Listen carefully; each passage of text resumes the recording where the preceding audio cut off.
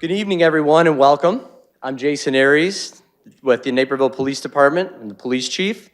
I'm very excited and encouraged that you all are joining us for this important presentation and resource fair this evening. So why are we here? Last fall, 2 of our community's teenagers committed suicide.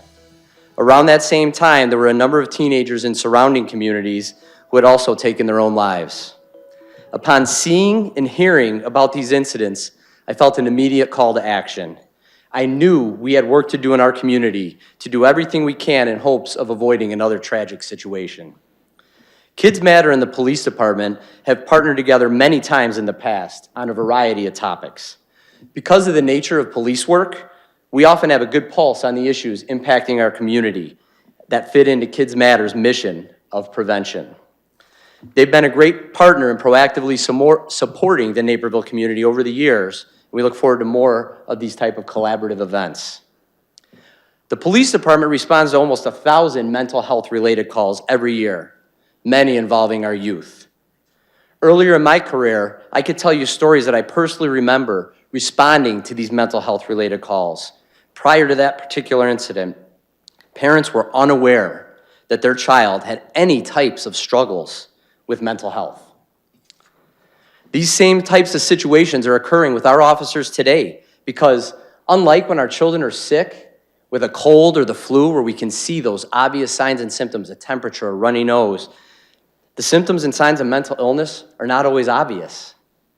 Add in the multiple ways our children communicate online and on social media, and it's even more difficult to pick up on their cries for help. Parenting by itself is a difficult job. I have a 13-year-old daughter. Trust me, I'm speaking from experience. Add in the stressors our kids go through today and that use of technology I mentioned, it compounds things and makes things that much more difficult.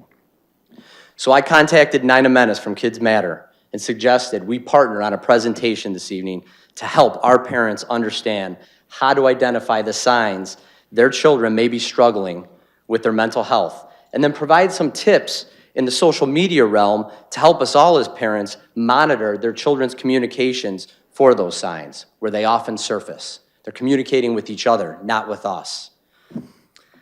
This will help with early identification that their child may be struggling. Nina felt as strongly as I did that this was an important topic to partner on and address collaboratively as a community. My hope is that this educational program will help families better recognize the signs of mental health struggles before an incident occurs that requires police involvement. This isn't to avoid the work. Our officers are very well trained, over 60% of which are trained in crisis intervention training around mental health. We also have 3 social workers and a counselor that work with our officers in the field who are top-notch and ready to assist. It's just that when we're called, the situation is usually progressed to an even more serious one. That doesn't mean the issue can't be resolved or helped, but early identification and intervention, like anything else, are always best. I'm so thankful that all of you have taken the time to join us, both in person and virtually, to share in the experiences that our presenters will teach us about tonight. I encourage you to attend our resource fair afterwards to learn about the many different options available to assist our families within this community.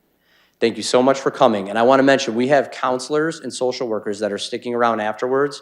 So if in the Q&A there's a question that you don't get answered or something you need help with, they're going to stick around till all your questions are answered. That's what we're here to do for you. So thank you. And before our presenters get started, I'll turn it over to Nina.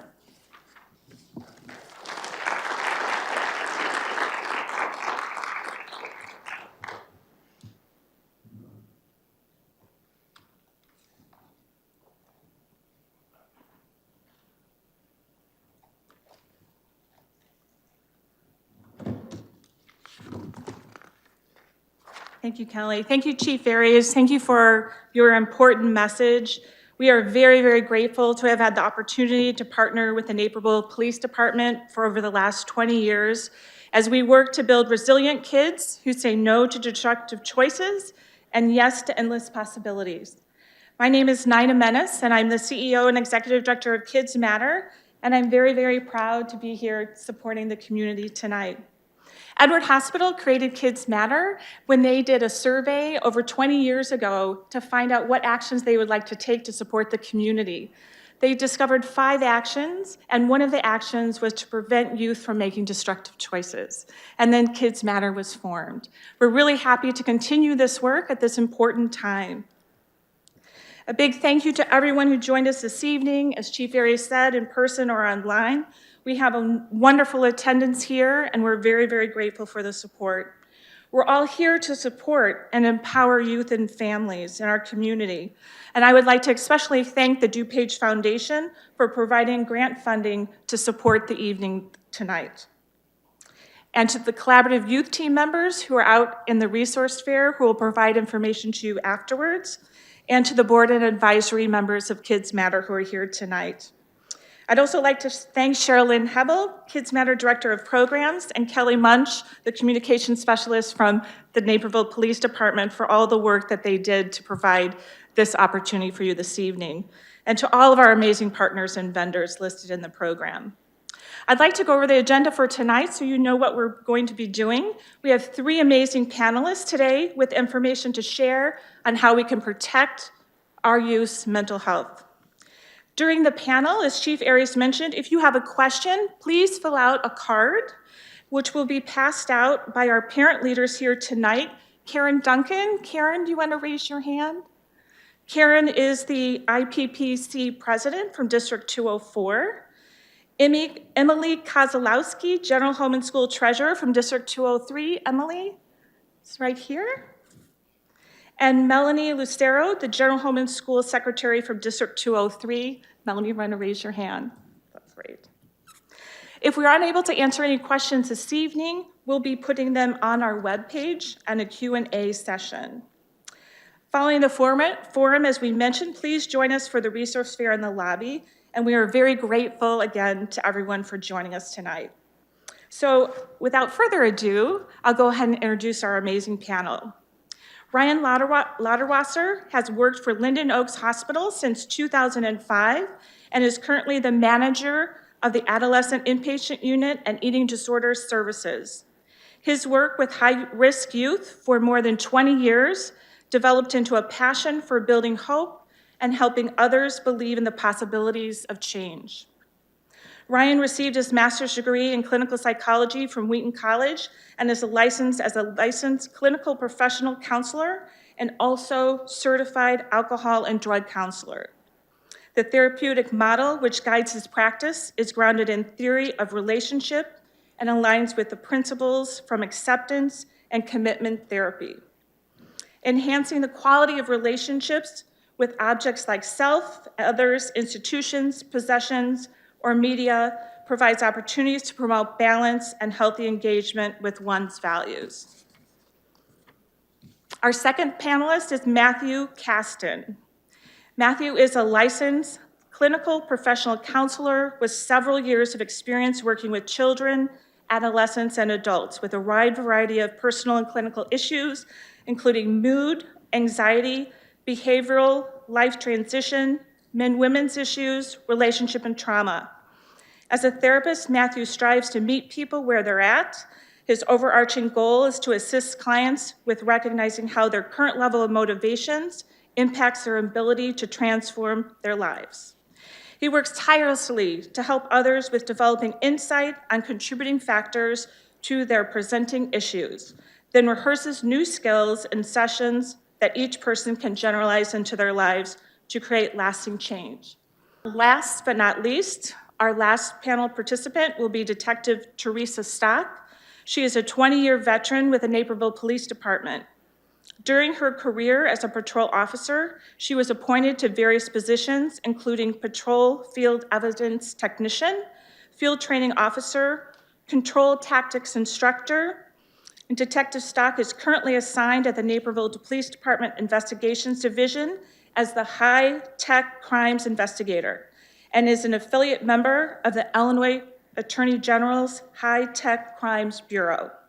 Detective Stock's investigative focus is online child exploitation, specifically cases involving child sexual abuse, material grooming, solicitation, and sextortion. At this time, I'd like to introduce our first panelist, Ryan Latterwasser.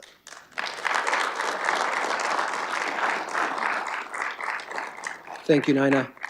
I appreciate everybody who made time to be here this evening, and for those that are online that are watching, thank you so much.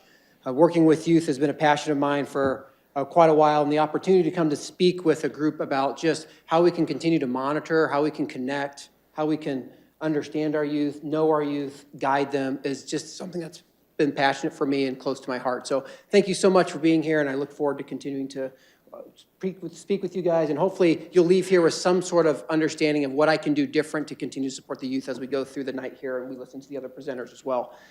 As we think about just relationship with youth, if we're really going to support our youth, we need to know who they are. So this idea of connect, I want to connect with them, I need to know them, I want to be able to guide them, but I've got to be able to connect and know. And so I want to start off just with this slide for those parents that are in the room. At some point when you had a newborn and you came home from the hospital, there was some sense of awe that you had. There was this new wonder. There was this joy. There was this sense you had I'm going to love this child.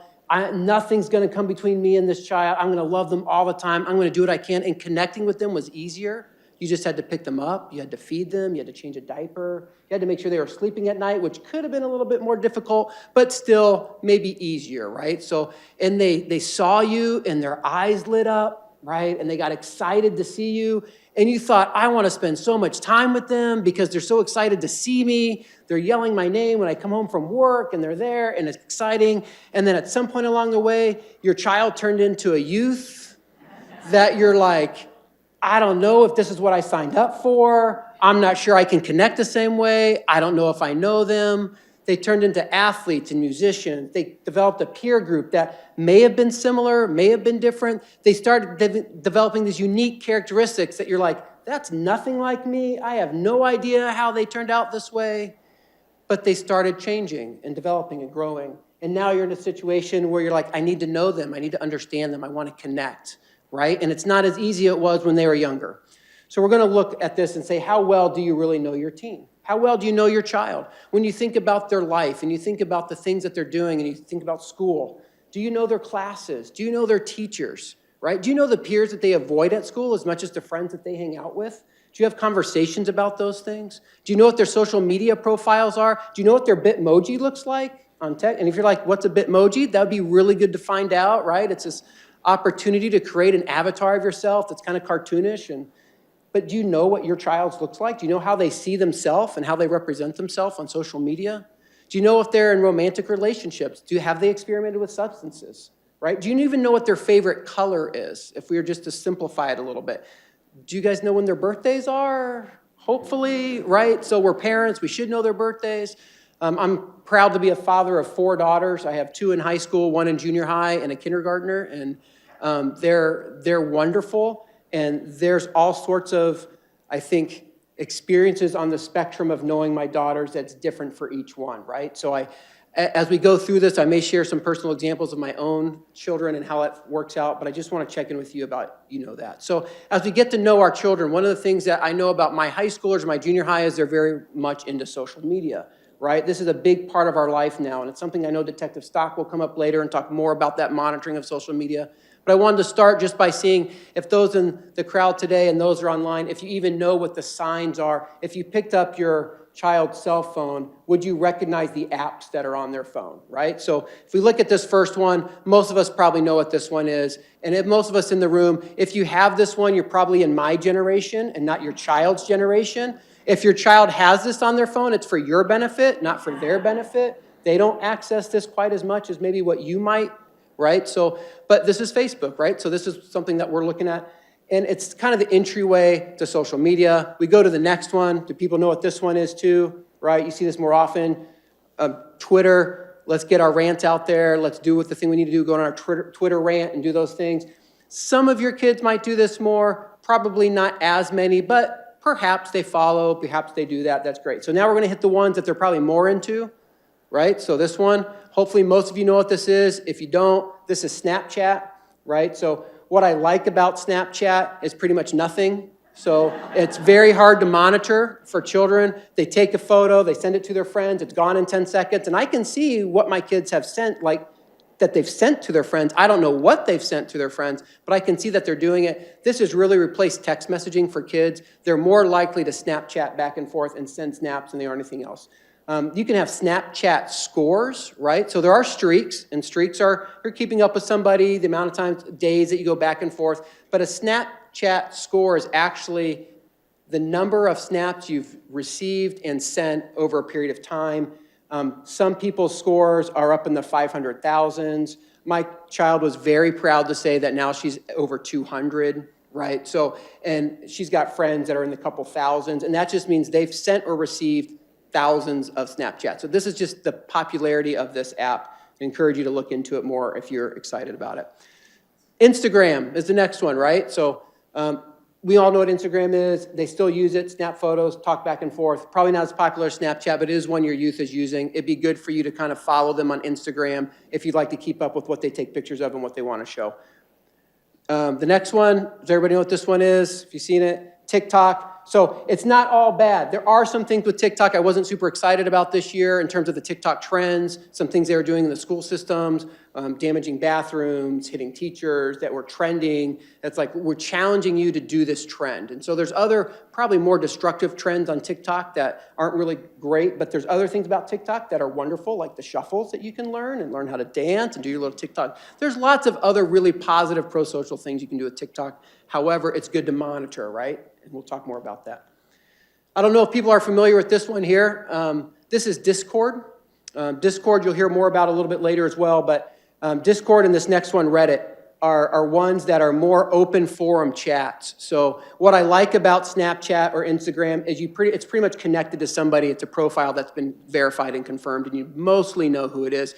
Discord and Reddit aren't quite as easy to recognize who am I talking to. So that's where some of your predator activity can come in at and things like that. It's also free. I mean, it's not censored, right? I can put whatever I want out there, and I can be part of these extremist chat groups or extremist groups, and I can learn ideas and things. And that's okay if you want your child to be exposed to that. I hope that then you're talking to them about the things that they're seeing. You might have to bring them back a little bit more to center, right? Because otherwise, if social media is raising your child, that's where this starts to get kind of a little bit challenging. We want you to really be aware of how do I stay involved and how can I be aware. So if you look at your child's phone, you see these things, it'd be good to just monitor, and we'll talk more about that a little bit later. So to support our youth, we need to know them. How many discussions about stressors have you had this year? So we'll go through some of these. The very first one is a hot topic right now, right? So it's not just about COVID, but it's about masking. And I see in the room that the majority of us are masked, and that's great. And I know that online, you're probably not masked in your room, and you're sitting in your living room, right? So the purpose of this presentation really isn't to talk about the perils or the benefits of masking, right? So it's to acknowledge that it's a stressor. It's to acknowledge that your kids face it every day. To acknowledge that COVID really did shift our community. It shaped it in a lot of ways. Our children have stressed through it. I can tell you for a fact, being at the psychiatric hospital, we have seen an increase in admissions. We are busier than we've ever been. It's a reality. Since 2020, in April of 2020, the admission rate at the emergency departments for adolescents struggling with suicide is up over 35%. So it's something that we've seen, and our kids are isolating. They are depressed. They are more suicidal. Not all kids, but some kids are. Is it your kid that's struggling with this? You would know better than I would, right? But it's a reality that we need to face.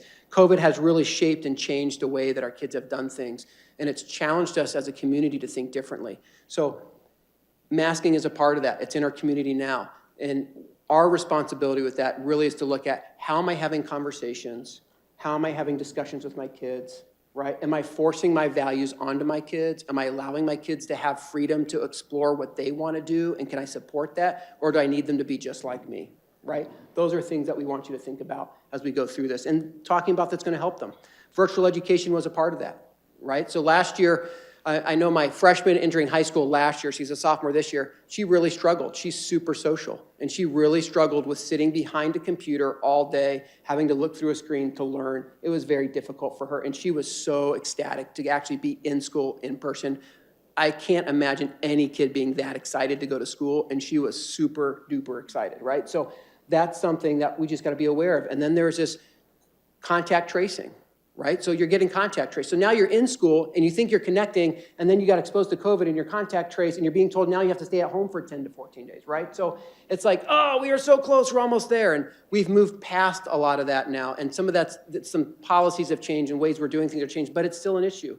And some kids loved virtual education so much they want to keep doing it. They don't ever want to go back to school. And that's okay too, right? But do you know your child, and you know how your child's dealing with that? Acceptance is a big issue. That's our issue that when we are growing up to, that's not going to go away, right? People wanting to be accepted, kids wanting to be accepted in what they are. Social media is part of that acceptance, how I'm putting myself out there, how I'm dealing with social media. I'm aware of a situation that happened in the school system just this past week where a student was asked, a very artistic student was asked to perform for a class. And members of the class took out their phones, recorded the student, not for the purposes of encouraging, but for the purpose of more shaming. And took a video, posted it online, and then attempted to continue to embarrass, ridicule, humiliate. And for something that a student felt was a display of their artistic ability turned into more of an embarrassing ridicule, it was sad. And that's what social media can do on the bad side. But there's a good spot to social media as well. It's not all bad, and it's important that we recognize that. Social media has done a lot for kids with building esteem, giving them chances for self-expression, really showing connection and involvement. So you have both sides of that, right? So you can't just say, oh, because of this one situation, it's all bad. But we need to be aware of the bad because that's where the education and training, the monitoring comes in for our kids. And if that was my child that suffered through that, I want them to feel free to talk to me about that. I need to connect with them and know them and build a relationship so they'll talk with me and share that with me because that's something that I wouldn't want any child to go through without knowing that there's support there and help there. And hopefully my children also aren't the ones participating in that either, right? And those are great discussions for us to have as parents with our kids. Schoolwork is one that we want to continue. That's a stressor. I had my daughter came in and she's like, hey, Dad, we got this group project to do in class and my teacher said I could do it by myself. And I said, whoa. You're going to do a group project by yourself? Do you know what? She goes, yeah, because I want it done exactly a certain way, and I don't trust anybody else to help me. And I'm like, all right, like if you want to do that, but we got to talk about the work. And a couple days later, how's that group project going that you're doing all by yourself? It's really hard, Dad. I'm way behind. Like there's so much work. And so, but talking about it, right? Like it helped me get an insight into her as well about the fact that she's probably got some anxiety about relying on other people to help her do stuff that we could probably work on. And at the same time, I want to be able to support her when I can and help her to know that sometimes a group project is good to involve other people. It's a lot of work when there's group projects. So we had bomb threats this year in the school. I don't know if you have students in 203 or 204, there's definitely bomb threats that happened in the school. That was new this year that we hadn't had in the past from my knowledge.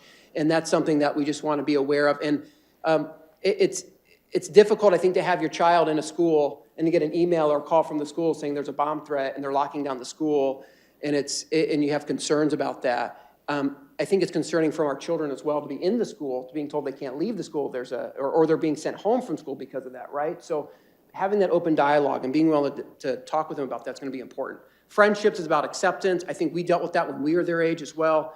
And then you guys, parents, we're stressors. And whether we want to believe it or not, we stress our kids out all the time. We have expectations, we have values, we have things that we want them to do. They get in trouble if they tell us certain things, right? So, and there's some reality when I've talked with my kids that said, yes, we have values, there's a frame that we operate our family, and if you step out of that frame, you're likely to get a consequence, but I want you to tell me anyway. They don't want to tell me, and they get nervous about that. And it's my responsibility to provide an environment where they feel safe talking with me about that, and so that I can, so that we can work through those things. If my daughter's at a party and she chooses to drink or do drugs, like I don't want her driving home. I get she might experiment. I don't want her driving home. And I told her she can call me and I'll pick her up without consequence that night. And we'll just go home. She can sleep it off. The next day we'll have a much different conversation. But I don't need to tear into her that she's not going to be thinking about what I'm saying anyway. I'm just like rehearsing for the next day when I talk about it all over again, right? So, but those are things that we have to plan for. We got to really try to have these conversations about these hot topics for our kids. So most of our adolescents, you probably walk out and they kind of start like this, like, which kid am I going to get today? They're very moody, they have mood swings, right? Are they going to be calm and peaceful and happy? Are they going to be sad and anxious? And who am I going to get? So that's part of adolescence. The moodiness, the mood change, the hormone change, it's just part of it, and we got to work with that, right? So just because my child's moody doesn't mean that they have issues. and doesn't mean that they're struggling in some way. So it's my responsibility to look into that more and try to find out what's going on. So as we look at these risk factors to say, when do I know that my child's more at risk? When is the moodiness more of a concern? We want to look at things like, is there mental health in your family? Like, is there family members that struggle with depression or anxiety? Is there family members that struggle with addiction, right? If you have that family history of mental illness, your child's predisposed, right? They're more at risk to maybe deal with those things. So we want to be thoughtful about that. It's a risk factor. Is there stress at home? Do they have stress at school? Are they trying to work and do school and then come home and care for their younger sibling, right? Is there a lot on their shoulders that they're trying to keep up with?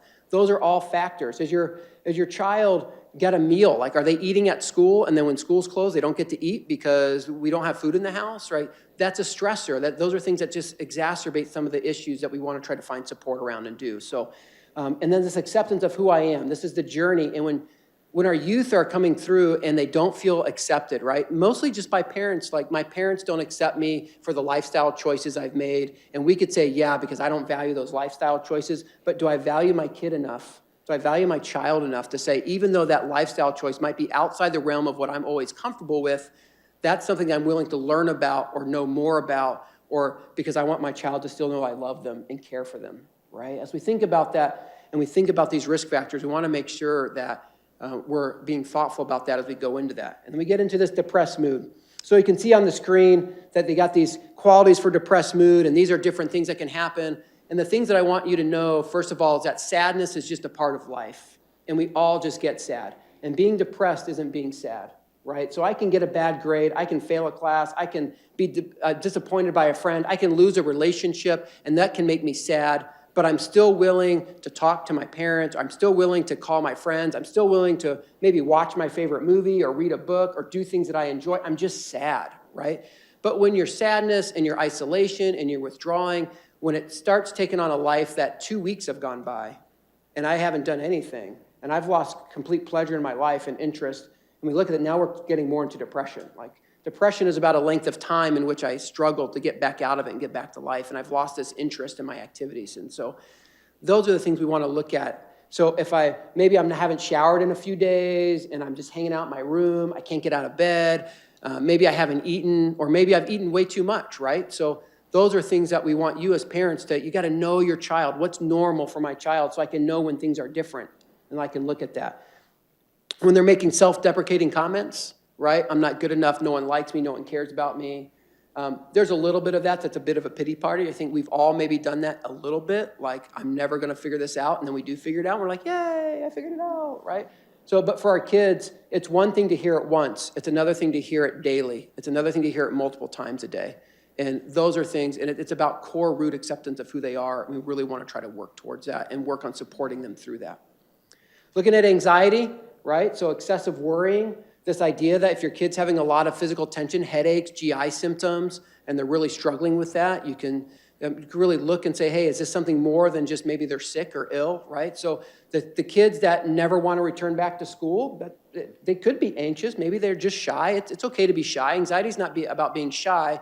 Anxiety is about a pervasive worry that won't go away. Typically over the course of months for it to be clinical, we need that, usually 6-month time period, right? But the idea that I might have struggle with anxiety and I might have trouble sleeping, and am I aware of that my child's going through that? And when I see that, can I talk with them about it? Can I try to find out what's going on? Are they avoiding things? You know, they don't want to leave the house. They don't want to go to the store. They don't want to go hang out with this particular group of friends anymore. Well, why not? Why don't they want to do that? What's going on? What's different? Can we ask the questions to find that out and be aware that these are some signs that might be something we need to be thoughtful of as it thinks about anxiety in our youth. And next we have suicide risk warning signs. If they're struggling with depression longer, when do I have to be concerned about suicide and the depression turning into that, and they might actually harm themselves, and what can I do? And so we have this acronym called Is Path Warm.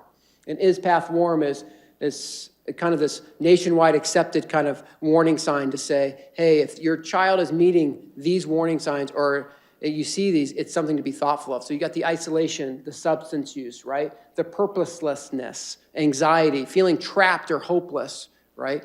The worthlessness, anger, recklessness, and then the mood changes. So they might experience one of those things, and if your child's experimenting with drugs or alcohol, I don't know that means that they're suicidal, right? But you start putting 2 or 3 of these things together where they're talking about how they feel trapped and nothing's ever going to change in their life, and they're experimenting with drugs, and they haven't come out of their room in 4 days, and like, we probably should be checking in on them and seeing what's going on. And that might be a good sign that we might need a higher level of intervention than just what I can do as a parent at this point.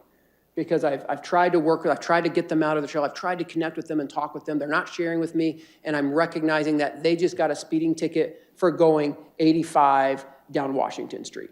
Like, that sounds a little reckless to me. I put that together with some other things that are going on in their life, and maybe I need to get them evaluated now to make sure that everything's okay, right? So things to be aware of as you're kind of thinking about a parent, like, how do I want to be involved? How do I want to know my child? And we say so much about knowing because you know your child better than I know your child, right? I'm a professional, and I work, and I can do an assessment, and I can check off boxes, but the fact that they stayed in their room for 3 hours might be normal. You may be like, oh, they do that every day because they're online with their friends and they're gaming and they got their headset and they're doing stuff. That's not, I was worried because they didn't want to be in the room for 4 hours. They were sitting on the couch in the living room, and that's weird. Like, they don't do that, right? So you know your child more than I do, and that's why we want you to encourage you to continue to participate with them in relationship, right? So how do I do that? How do I get in a relationship with my child? So you want to build a relationship by doing these habits and form these habits, right? So supporting, encouraging, listening, accepting, trusting, respecting, negotiating differences. You're like, oh, that sounds super easy. It's not easy. As a parent of 4 daughters, I can tell you it's super duper hard, right? So to do that, and I want to be encouraging, I want to be supporting, I want to do those things. And sometimes the frustrations of everyday life, of trying to get the family to do things, of just trying to get the girls not to hurt each other every day because they're like teasing each other, and teasing turned into roughhousing, and roughhousing turned into somebody crying on the floor now. Like, it's like, girls, come on, seriously, again, like, we went through this, right? So it's difficult to have the patience to do that all the time. But to do that, it's about being non-judgmental, right? It's about this idea of saying, I can accept my child and just listen to them. I don't have to fix it for them. I can just listen and say, that sounds really tough. What can I do to help you?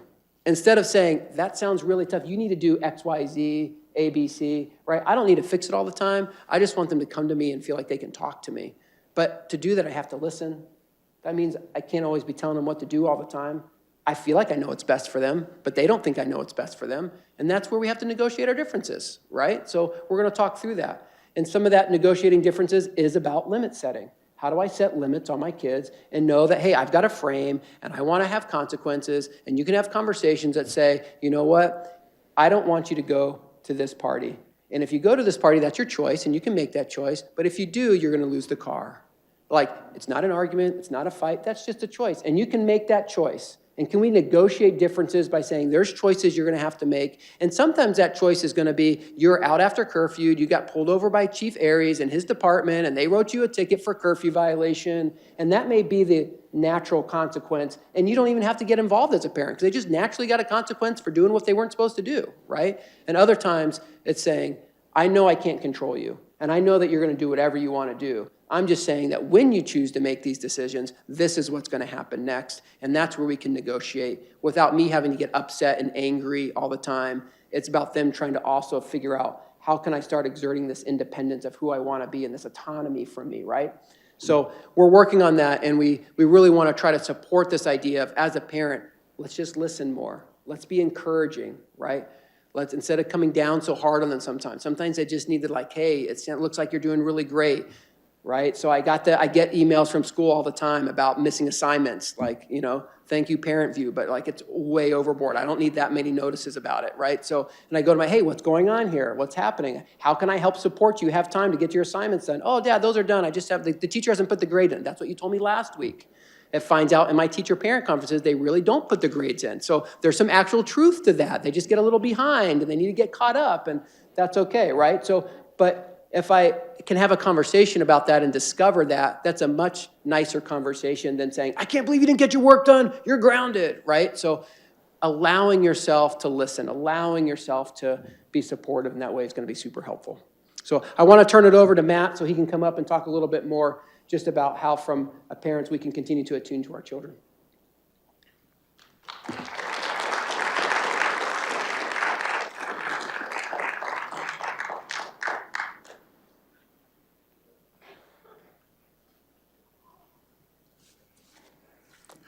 All right, good evening, everyone. How's everybody doing? Very good. My role as a therapist is simply this, kind of bridging the gap between some of the behavioral and emotional issues that sometimes we can all find ourselves being trapped by.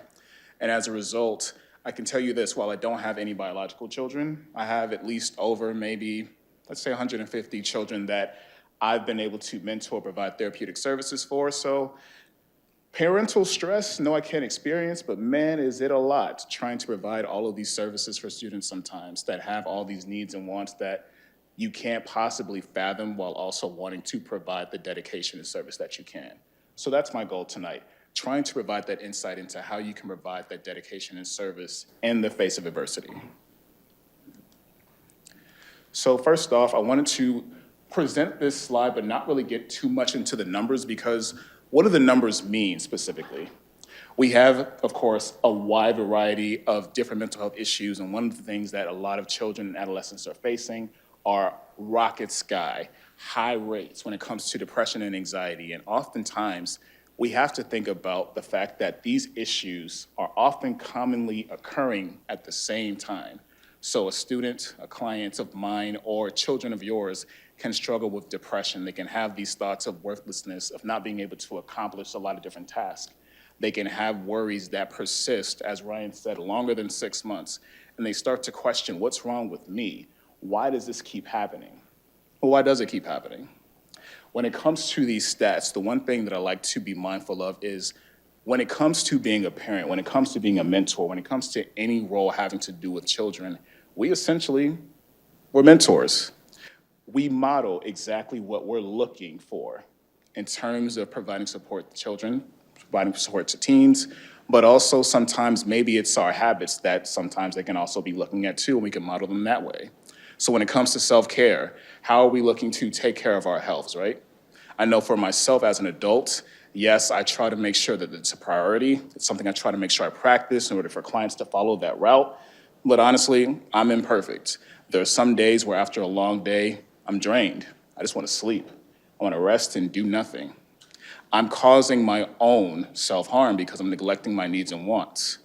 How often can we often say that as adults, we neglect these aspects of our lives as well when it comes to physical health, when it comes to emotional health, when it comes to financial support, when it comes to providing supervision for our children? It is not easy to always be present in our lives, let alone the lives of children, because there are so many different moving pieces that come into the position of what it means to be an adult. Not only that, look at what the world is now. We often have to have our minds attuned to what's going on in the news, what's going on the internet, what's going on social media. So it's easy to find ourselves in the position where maybe we're neglecting ourselves. And as a result, sometimes our children can sometimes watch that and say, oh, this is what it means to be an adult. I have to always be driving myself to the point of success, not really realizing that there are consequences with those successes. That sometimes I can find myself burnt out because of how long I'm staying up late at night to finish this project. Yes, I want to get an A, but is that A really the most beneficial part when it comes to sacrificing your health and neglecting, again, your well-being? When that starts to become a common trend, that's when we start to see these issues start to raise more and more. And as parents, our goal is to be attentive, yes, but how can we be attentive if we're, again, not attentive to ourselves? One of the things that I want to make sure that we're all doing is starting to experience what sometimes our teens experience. So what I'm going to do for, again, the streamers at home who are watching and for people who are live here, we're going to engage in something fun, at least from my perspective. We're going to actually do a poll. So for the viewers at home, what I want you all to do is go to that website, Poll EV, and enter into Guided Waves.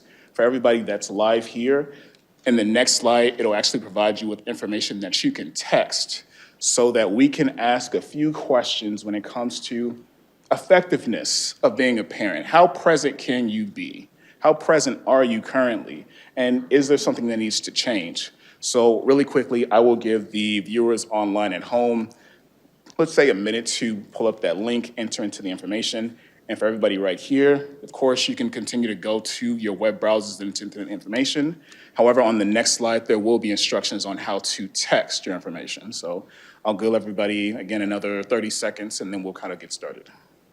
And at the top of the slide, you'll see you have to text Guided Ways 451 to the phone number 2233. Once you've sent in that text message, you'll get an automatic response that says, hey, it's time to go. And as you can see, your updates will automatically be submitted and update live. So right now, the first question is this. When interacting with my child, I focus on our time together. I'm gonna give everybody a minute to submit their answers, then we'll move on to the next one.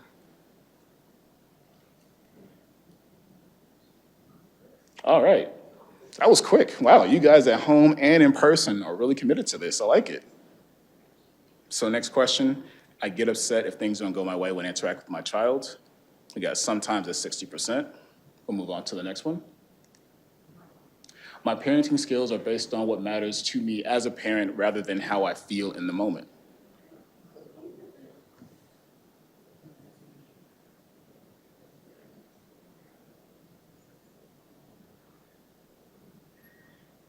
All right, we got 56% that says sometimes I'm able to do so. Next up. Oh, wow. I'm able to sacrifice convenience for effective discipline. We were talking about this question earlier, and I'm not surprised if the answers are a bit complicated because it's hard to engage in that tactic. All right, it looks like we've got sometimes for all of the questions, which I kind of figured. Again, it's a 50-50 split. Sometimes it's easy to be present as a parent and provide that attentiveness, provide that presence, and then some of the times it's a bit more difficult. Again, there are challenges that come up when it comes to our own mental health and well-being, and sometimes as a result, we're not able to provide the discipline, provide the structure to parents as needed. As a result, I want to spend a little bit of time talking about parental attunement. Essentially, this concept is how synchronized are you when it comes to your child's well-being, when it comes to their emotions, when it comes to their social support groups. It's hard to be present with our children because there are all sorts of different dynamics societally that we have to attend to. I don't really care to be on Facebook. Facebook is outdated for teens, so I don't have to worry about that too much. But when it comes to Instagram, when it comes to Snapchat, when it comes to TikTok, I'm a millennial, so for me, Vine was the TikTok back in my day. And I loved Vine, but this new TikTok thing, I just got into it last month, and I feel as if I'm joining a really, really cool club late, and all of my clients are like, Mr. Matt, you have to learn how to do this dance. You have to learn how to do the thing. And I'm like, I don't even know what I'm doing. I'm just trying to be cool. But in my attempts to be cool, I'm attuning with them because I'm lowering my ego and displaying to them, I don't really know what this is all about, but I want you to show me. I want you to teach me. Even if it's not something that's important to me, it's important to you. And I want to get to know you as a person because you as a person, you're going to grow to become something that I can't even fathom. As parents, that's the goal, right? We want to see our children become so much more powerful, so much more confident, so much more autonomous than where we were at their age. At that age, though, presently in society, they have all sorts of different dynamics that they have to attend to on a daily basis. I never had to attend to social media harassment where somebody takes a picture of me in class, and now I have to deal with the ridicule of the entire day, feeling shame, disappointment, guilt, anxiety. It's complicated. I don't think, for the most part, most of us have. We're used to traditional bullying where somebody calls you a name, where I'll meet you outside 3:30 after school for a fight, and our parents are telling us, hey, you can stand up for yourself, I'll be there for you, I'll support you. But there are also times in our childhood, in our youth, where our parents weren't able to be as attentive. Maybe mom was a nurse and she spent, let's say, a 12-hour shift, working so hard that she comes home and sleeps during the day. The child can understand, yes, but what needs are being missed out on? Are there tests coming up that mom wasn't able to provide assistance with studying? Was there clothing that needed to be ironed and laid out? And if you're a young kid, that's complicated. I don't want to do all that stuff. I'm going to make a mistake. As a teen, I have the autonomy to do so, but at the same time, too, it means a lot more when mom's there to provide it for me or when dad's there to tell me, you know what, good job on taking that test. Attunement is so important because it lets you know that, hey, while I might not agree with everything that my child does, maybe I don't even agree with this display of alternative hip hop style clothing, whatever the case may be, at least they know that I'm there. When you're attuned with your kid, it makes such a difference because when you are able to, you're able to attend to what this child is dealing with. Emotional stress, worry, anxiety, disappointment, confusion, frustration. I want to get into the information of what it looks like when we look at the profile of a depressed or suicidal child or teen. And oftentimes we try to predict what that looks like. So maybe there have been a lot of absences, a lot of truancies that we've kind of been noticing. Maybe he's hanging out with the wrong crowd. Maybe this person's become a bit more secretive in how they communicate on social media or even to us. What are some of the thoughts that are also behind those actions too?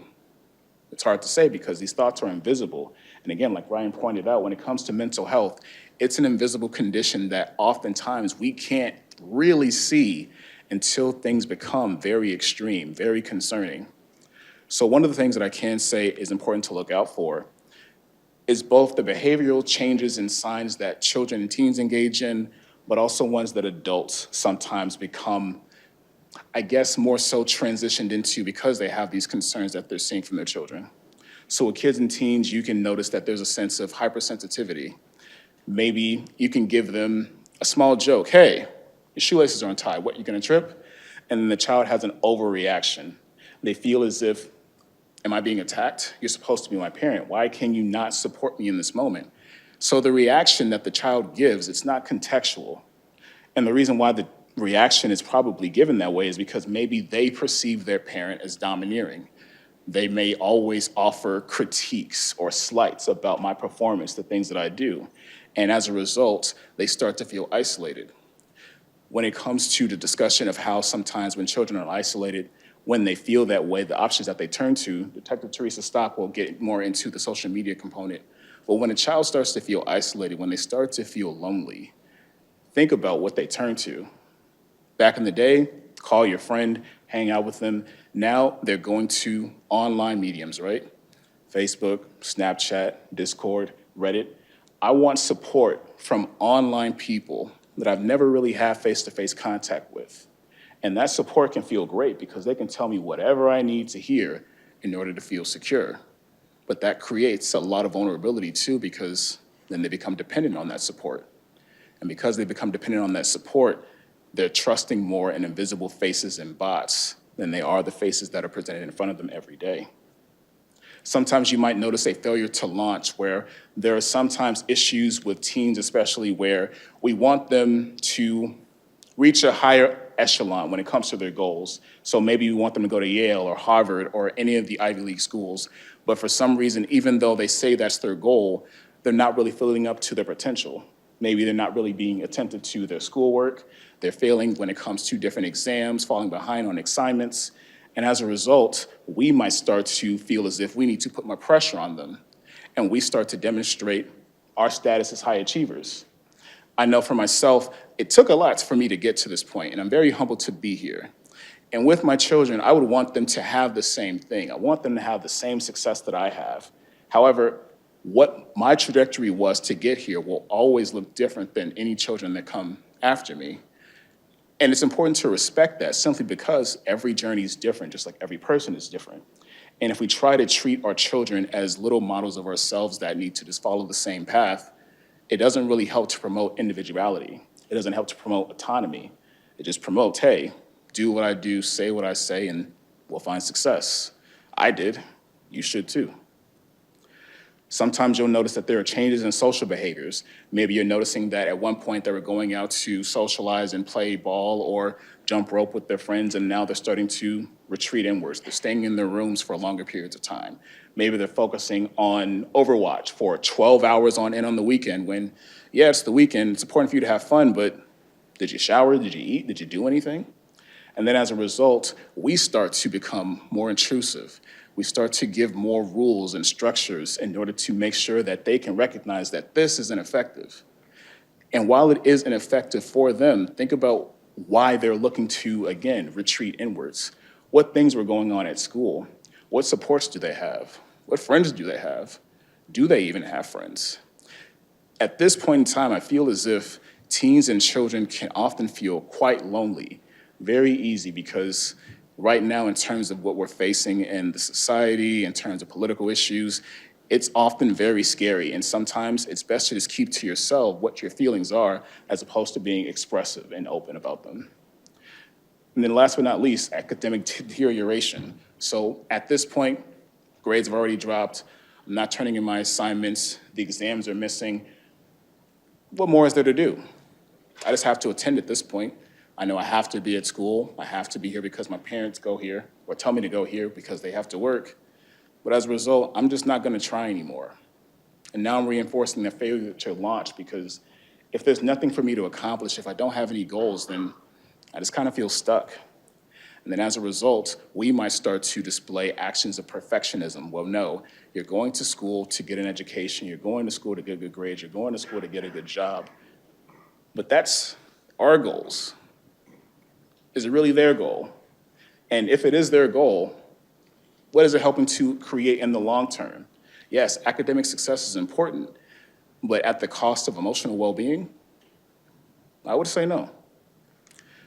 When it comes to patterns of cognition and thought, sometimes you might notice that your children start to engage in a lot of perfectionistic thinking, meaning, I want to make sure that I get all A's within a semester.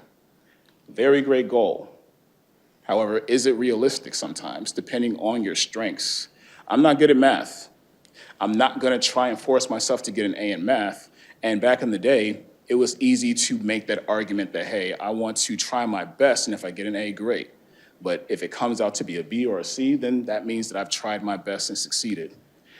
At this point, in these days, I've worked with a lot of clients who start to develop this mindset just because they want to live up to the expectations that have been placed onto them, not by their parents, or just by their parents rather, but by teachers, by mentors.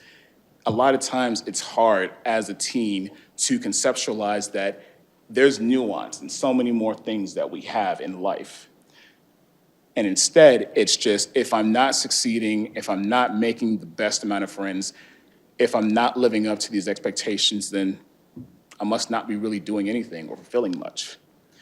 As a result, sometimes we might notice as adults that our line of thinking becomes a bit rigid and inflexible, because we want the best for our children. But sometimes it's hard to see them fail, and we want to step in, interject, and help them fix things, when really our role is to provide support and offer that autonomy so they can problem solve and collaborate with us and other people to make things work. Sometimes they might find themselves engaging in inaccurate self-appraisals. So let's say they did their best with one math test and, oh, they got a B. No, I should have gotten an A. A is the best grade possible. If I get a B, that's almost like failing. B is still passing. A B is acceptable. Once we start to push them into recognizing their limitations and set small goals in order to achieve them, then yes, they're able to recognize that, hey, your strengths can be comparable to the goals that you have in mind, but it's important to not be as rigid as you'd like to. As a result, sometimes that we can find ourselves being a bit withholding. Instead of offering nurturance and support, we put more pressure on them. We want to make sure that you recognize what the goal and objective is, and unless you're able to realize that goal and objective, then you're always going to find yourself short when it comes to these expectations that you have. And then last but not least, sometimes when it comes to these patterns of thought, you might notice that your child is becoming a bit passive and suggestible. They're willing to follow along with everything that a person says or does. And again, it goes back to that behavioral pattern of dependency, of subjectability, that sometimes a person may say something and they're able to follow along with it to the T, but again, it creates a level of vulnerability where they're not able to, again, properly attend to their mental health and emotional well-being. And then as a result, we find ourselves frustrated and we want to get more involved and start to fix the issue more. A lot of times when it comes to stress that impacts a child or a teen's mental health, we have to take in consideration that they have their own worlds that sometimes we're not able to be privy to. And as a result, sometimes the stressors that we sometimes find within our families start to create a dissonance in terms of what a person's able to attend to and offer. When it comes to family stressors, relationships, they will have conflict. You're gonna have an issue with your brother. You're gonna have an issue with your sister. Nobody's always able to get along. but sometimes they personalize these issues and the rupture becomes much more bigger to them in scope than what it actually is. They internalize those emotions, and as a result, they start to feel more and more isolated within the family unit. Economic stressors. Jobs are hard to have, right? It's hard to make the income you need to take care of your family as well as support yourselves. And sometimes, without knowing it, parents can argue about economic issues, financial issues, and you might have a kid in the background listening, you're not even aware of it. I've worked with numerous kids who have had that position where they overheard mom and dad arguing about money, and they never thought that I can actually talk to them about this and that I don't like it.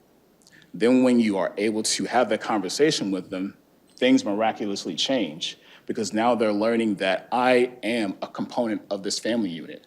I matter, my voice matters, my opinion matters, and it can shape so many things when it comes to success of myself and the unit as well. Sometimes, of course, there are issues when it comes to physical, emotional, or sexual abuse, and also a history of unrealistic expectations or demands, and that's something that's passed down from generation to generation. It doesn't mean that anybody here or watching online is at fault when it comes to having these demands. It's more so about learning how to change your expectations of yourself and of the children that you're leading and looking to shape and nurture into being well-adjusted adults. As a result, sometimes also family history is an important thing to be mindful of too. How I was raised was, I think, pretty effective. I'm here right now in front of us, right?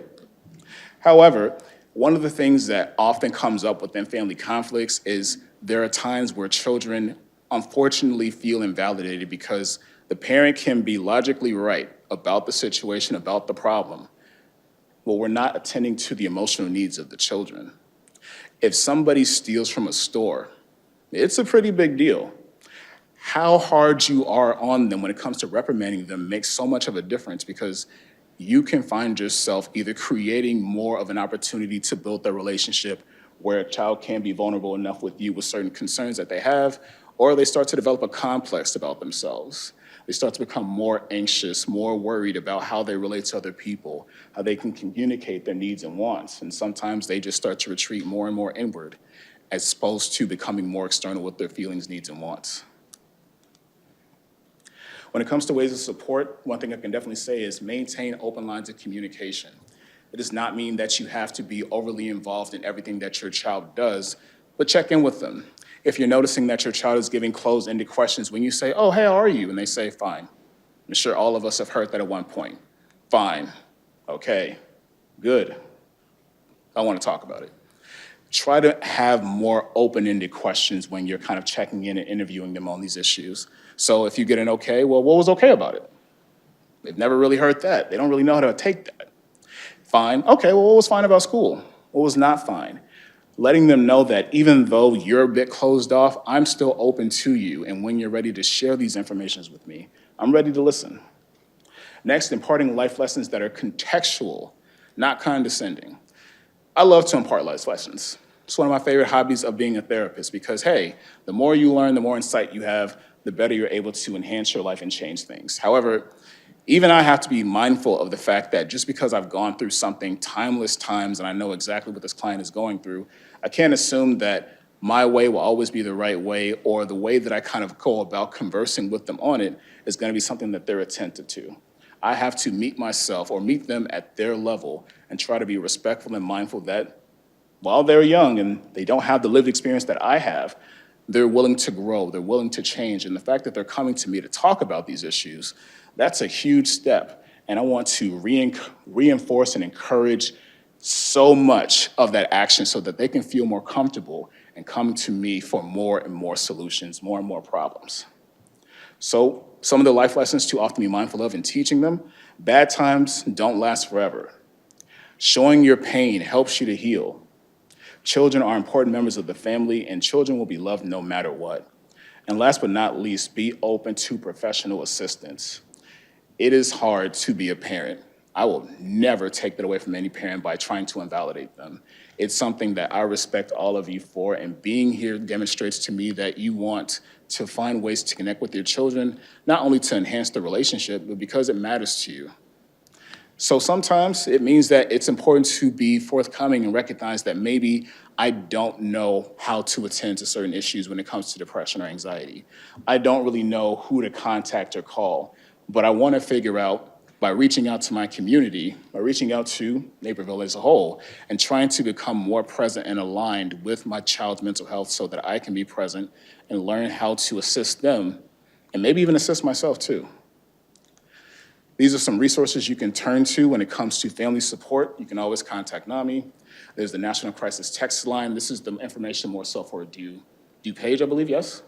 Yes. Then you also have the DuPage County Crisis Line and the Crisis Line of Fox Valley. And because I'm a college student, or formerly a college student, still new, I just put a work site in here. Next up, I will introduce Detective Teresa Stock, who will go over the social media components when it comes to things to be mindful of and watching out for your children. Thank you.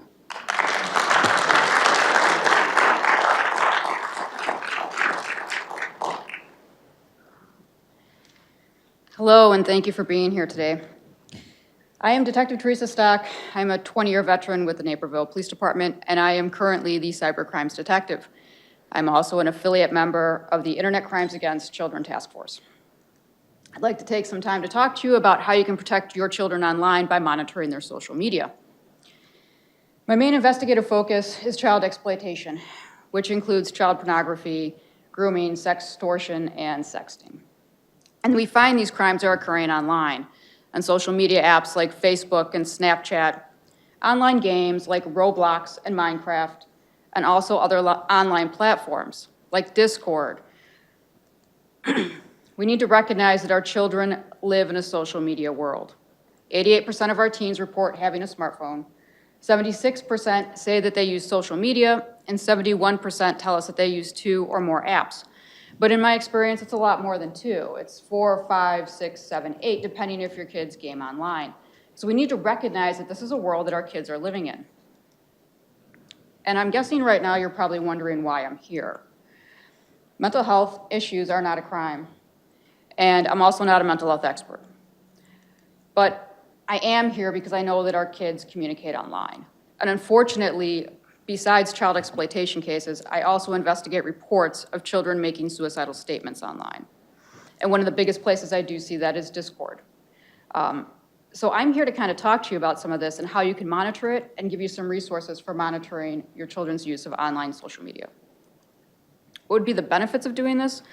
Well, Ryan and Matt really hit the nail on the head and gave you some great information. They talked about warning signs and involvement. And if you do this, it'll be one more way that you can watch for these warning signs, and you can also get really involved with your children's lives. And if that's so great and these benefits are wonderful, why aren't parents doing it? Well, in general, I find out it's 3 reasons why. Parents will find it to be intimidating, overwhelming, and really time-consuming. And I understand it. You probably have to work a full-time job, run home, pick up your kids, go to the grocery store, soccer practice, and everything else in between. So how on earth are you going to find time to figure all this out? Well, let's talk about some solutions. And those solutions are going to be parental controls, monitoring apps, free resources, but most importantly, your children. I cannot stress that enough. So let's talk about parental controls for a moment. How many of you guys have kids with iPhones? Probably quite a few. Yeah, iPhone is a great device. And I say that because it comes with some built-in settings that you as a parent can enable. You can limit screen time, you can monitor your child's location, you can prevent some App Store purchases, prevent some explicit content from them being seen, and you can also put some game settings on there. For further directions and instructions, just go to support.apple.com. But now I bet there's some parents who say, I don't have an iPhone. My kids have an Android. Well, the Android's a little bit more difficult. It doesn't come in with quite so many built-in features like the iPhone, but you do have some options. You can download the Google Family Link app. It's totally free to use. And with this application, you can limit screen time, lock the device, manage apps, and also, again, monitor your child's location. For more information and directions, you can go to support.google.com. But by far, the best control in parental controls is you, the parent. And I really encourage you guys to start to get involved. And I think one of the best ways to do that is to establish an online user agreement with your child. And when you do this, be open and transparent. This is something you discuss together. You set your expectations and the consequences and agree upon them. And that does take out a lot of the stress when their child does violate some of those expectations. So talk to them about it. Check their devices regularly. Make sure that they are following the expectations that you two have agreed upon and you have set. I encourage you to only allow them to have age-appropriate apps. Our app makers do set age restrictions because they do care about the safety of your children, so they're not just an arbitrary age that they set out there. And I also encourage you not to let your children use their cell phones at night. Take those phones at that time. That's when they should be resting and recharging for the next day. It also gives you a great time to check that device and see what's been going on in it. This is an example of an online parental agreement. This is, you can find this at the Attorney General's office. And I don't think as a parent you need to use every single one of these. I think you need to look at it and adapt it for your child. But what I would like to really point out is the very last one on there that says, I agree not to overreact when reviewing content that is posted by my child online or when my child tells me about inappropriate online behavior. I understand that my child is still impulsive and will make mistakes. And I think that's so important for two reasons. One, Matt and Ryan already talked to you about consequences, and let's talk about those in a fruitful and productive way. But number two, that our children will make mistakes. And that's why we need to be involved with their social media. We need to teach them how to safely use it and how to be good citizens on it. If we don't, who will? I shared this presentation earlier with one of my coworkers, and she said a really great thing. She said, if you're not monitoring your child's social media use, someone else will. And who is that person, and what are they teaching your child? Are they a good person? Are they a bad person? Do they have your values and views? So you should be involved. And many times when I tell parents this, they're going to challenge me, and they're going to say, but my child needs privacy. My child needs their own space, and they do, there's no doubt about it. But I'd kind of give you a couple thoughts to think about. Do you let your 14-year-old drive your car? Probably not. I hope not. 16 is the age that we've determined they can start making good decisions and handle that responsibility. So when an app says 13 and older, we should respect that because that's when it's safe for the child to use that app. And we should teach them to be honest too. If we're letting a child who's 10 use an app that says 13 and over, what are we kind of teaching them? That it's okay to lie about our age. And I don't think that's really a good lesson to teach. I would also say, do you let your child eat all the sweets they want? I would bet if you went home and said, you can eat and drink anything you want, your child will eat soda and candy all day long. They don't have good self-regulation. So we need to teach them the same thing with social media. We know that there can be negative consequences to social media. It can cause addiction, it can cause mental health issues. So let's teach them how to moderate and use it appropriately.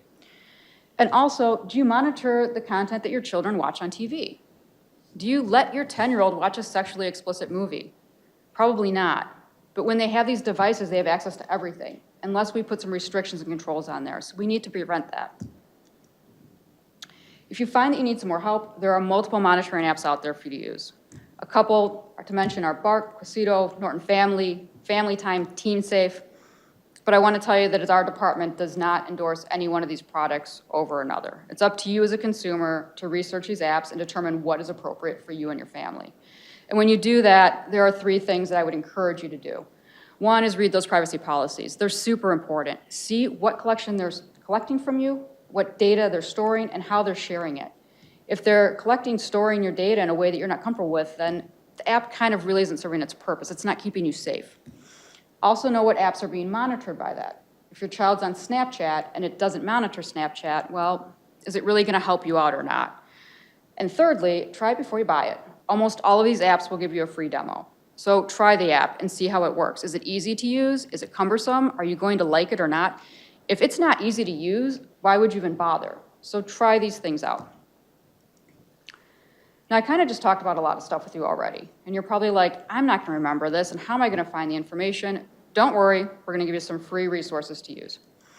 There are 2 that I want to kind of point out and highlight, and the first one is internetmatters.org. And I like this resource so much because when you go to the very front page, we see it talks about setting controls. Might be a little hard to see up there, but that tab says setting controls, and it gives you a nice little option for smartphones and other devices.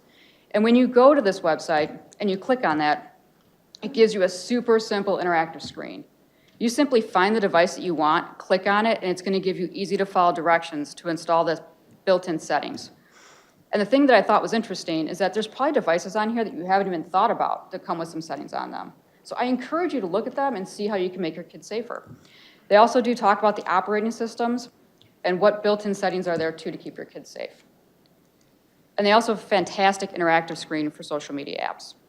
So Ryan had put up some apps up there and said, do you know these? And if you said, no, I don't, well, the nice thing is that you can find the icon here and then click on it without even knowing the name and get more information on it. And then you and your child can review that app together and determine, is it appropriate and safe for you? The other resource I really like for parents is commonsensemedia.org. This is another nonprofit that is just there to keep kids safe online. And when you go to the front page, the fantastic thing, and I hope you can see that up there, is it says, parents need to know. This is made just for you. So if you don't know where to start and you're not sure what to do, go to that tab and you can start a search on any kind of topic you want. Age, a specific topic, or an app. It's a great jumping off point. I really like their guide because it's so detailed for the apps that are out there. They cover a lot, and most importantly, they cover this Discord app, where I do see a lot of at-risk youth going to discuss and find acceptance. So it's important for you as a parent to know that, especially for kids on Discord. When you do choose one of these applications, it'll take you to a nice, easy screen that's going to talk to you about what the app is. This is an example of Minecraft. It will tell you what the game is, how you play it, and the different modes that the game has. And then you as a parent can make a determination if you think it's safe or not, and you can talk to your child about it and really start to engage with them and have some good discussions. And those resources are great, but only if you know what apps your child is using. And I encourage you more than anything out of all of these suggestions to get involved with your child. That's everything that Matt and Ryan already talked to you about. Ask your kid, what apps are you using? Hey, what's cool, what's fun? Have them teach it to you, have them play it with you. We were just sitting downstairs before we came up here, and this app called Wordle came up, and Ryan told us that he learned about Wordle from his kids.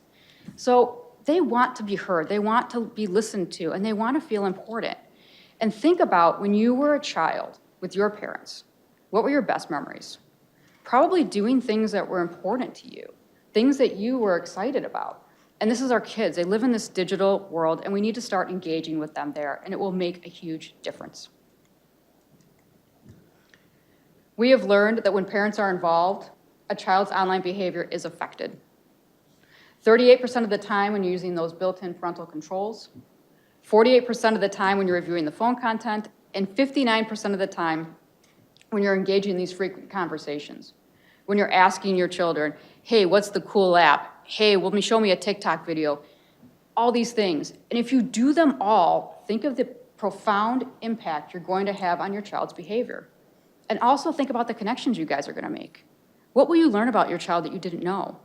Will you learn some interests you had no idea about? Some of the things that they're interested in, their artistic skills? I highly encourage you to start doing this. And I encourage you now, too, to take out your cell phones if you'd like and take a picture of these last two slides. To kind of wrap this up, this is your parental guardian checklist, okay? Let's establish that online user agreement with our child. Don't do this alone. You have to do it together as a team. It will really set you up for success. Regularly check those devices, okay? Bedtime is a great time. It's not a time for cell phones to be in the bedroom. Enable your built-in parental controls. They are free to use and they're for you to help make sure your child is being safe. Use those free resources. Go to the parent blog. See what other parents are saying about apps, how they feel about it. I guarantee you are not alone if you are struggling. There are many parents that are struggling with this topic. And most importantly, more than anything else, engage in these conversations with your kids. Let them know that you care and that you want to be a part of this digital life that they're in. They'll probably think it's kind of cool, and you might really learn some stuff together and have some fun. So here are our digital safety resources I'd like to share with you, and definitely please take some photos of this if you'd like. These are great places to start to learn about internet safety. We talked about the first two, Internet Matters and commonsensemedia.org. They have those really nice parent interfaces that will give you a ton of information. I also have the Illinois Attorney General's Office has a really nice resource guide with that parental checklist for you. NetSmarts is a partnership of NCMEC, which is great, phenomenal resources for you as a parent, some nice videos and things. WebWise also has some phenomenal resources for you as a parent, and cyberbullying obviously has a ton of information about cyberbullying prevention for you. Thank you so much for coming here tonight, and I hope you can help keep your kids safe online. Thank you.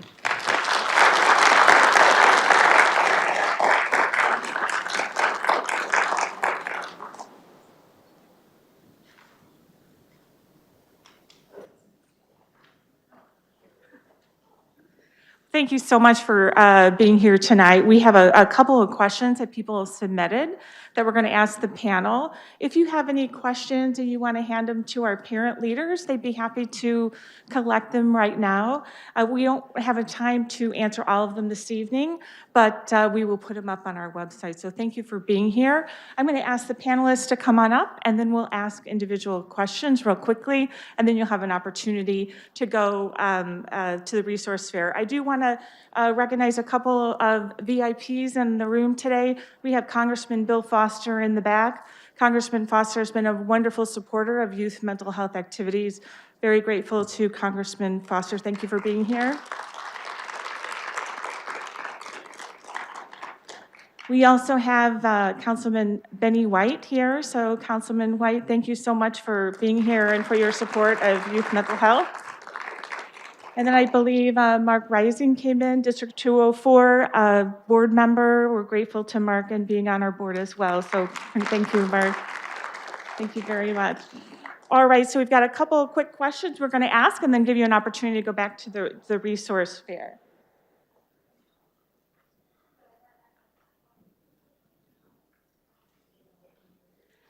All right, so this question is, are there any teen support groups local for trauma, anxiety, and depression? Either of you could answer.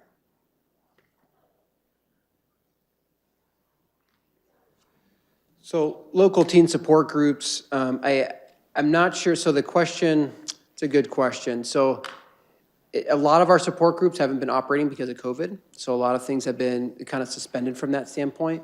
There are some of our programs that we have in the area. I know Linden Oaks has programs that are more PHP, IOP, that work with trauma, work with things like that, that we can get support for. I know that Susan Mikett and Associates has groups that they do. I think Family Institute, Dr. Bokar's practice also has support groups or things that we can reach out to, and we get connected with the counselor therapist that way. There's not a lot of free access like AA support groups for teens where you can go to and just show up and say, hey, we can do that. I know the Alive Center has a drop-in that is available for youth to come to after school. That's good for pro-social activity and connection and engagement and things like that. So from that standpoint, if there's thank you so much. NAMI DuPage has resources absolutely that we can contact and look at that and contact NAMI DuPage at nami.org online. Is that? And so, and we can. Okay, fantastic. So NAMIDuPage.org, teen support groups, you can find information there as well. Fantastic. For those that are here, you can check the table out in the lobby. Thank you.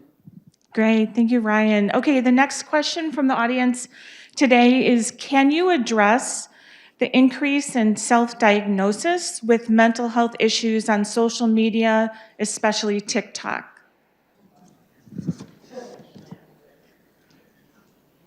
Again, as a former Vine person, I'm happy to step up and talk about this question.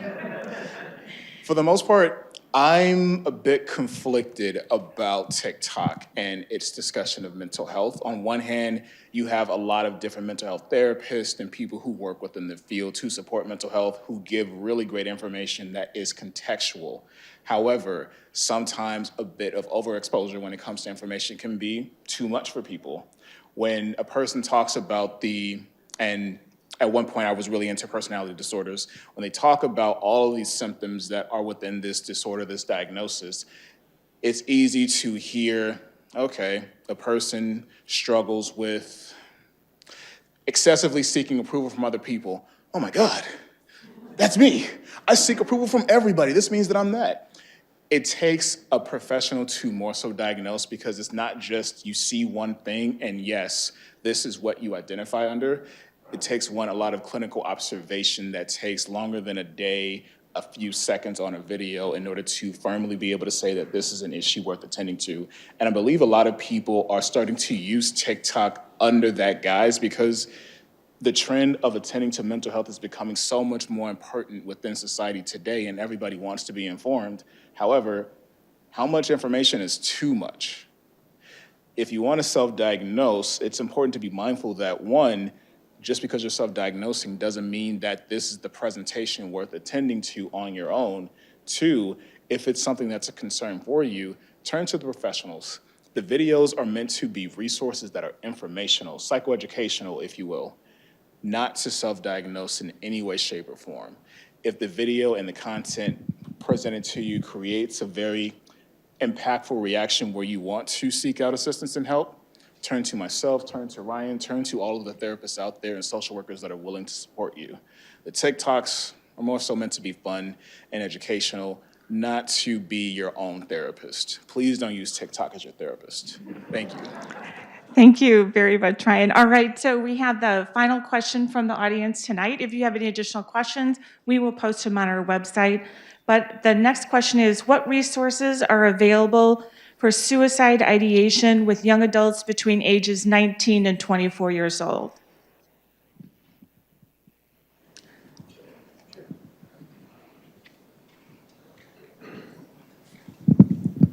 So one of the things that I can say when it comes to resources, Linden Oaks, of course, they are a fantastic program.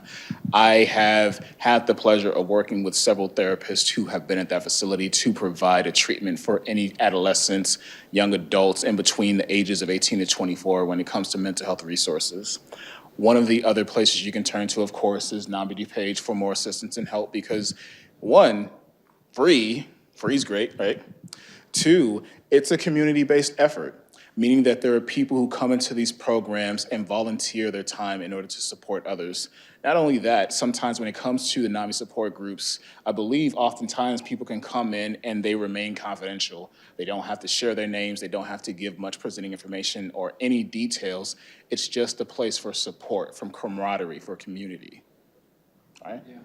So I would agree with those things. I think the other thing, you got your crisis lines that people can call as well. There's a Suicide National Crisis Line. There's a slide that we had earlier about there's a text. I know the KidsMatter put together a text line that you can send a text message to for that as well. And that's all ages. So we like it to be geared towards adults. That's how we promote it. But the truth is, young adults 18 to 24 can utilize those crisis lines as well to get the support that they need and can get more direction from those individuals on the crisis line about how to get the support. Great, thank you. So we had a few other questions, but we'll go ahead and answer those on our website. I do want to introduce two additional people before we leave. Dr. Laura Bokar, who's the president of KidsMatter Board. We're very grateful for her leadership. Thank you, Dr. Laura. And then I want a young lady to stand real quickly. She is a student leader in our community, Aparna. Would you mind standing for a minute? Aparna is the young lady that helped to lead the effort to get information on the back of student IDs and got legislation passed this year. So thank you, Aparna. So I do want to thank the Naperville Police Department and to our wonderful panelists for taking the time to share information with us tonight. Thank you so much, Ryan, Matt, Detective Stock. And thank you to everybody who came this evening, to the resource fair participants, to the individuals, to NCTV, and to our great partner, the DuPage Foundation. We're so grateful to you for taking the time for joining us this evening. The panelists and I practiced earlier this week, and we sat in a circle and we talked about what do we want to accomplish at the end of this evening. And they said they want parents to feel empowered and to feel that you're not alone. So thank you so much for coming this evening. Hope you'll enjoy the resource fair and check out more resources on KidsMatter. Take care.